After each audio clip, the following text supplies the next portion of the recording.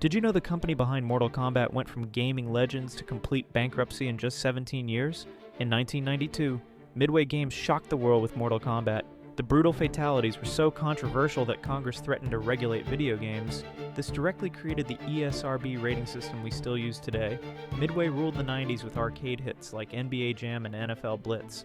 Players lined up with quarters in hand, desperate for one more game. They owned some of gaming's biggest names, and Mortal Kombat sold millions of copies worldwide. But when gaming shifted to home consoles in the 2000s, everything changed. Midway struggled to adapt. Poor financial decisions piled up. Failed attempts to compete with bigger publishers drained their money.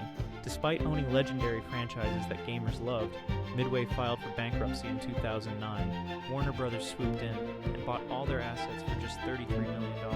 Even the creators of one of fighting games' most iconic series couldn't survive without smart business strategy. Sometimes having great games just isn't enough.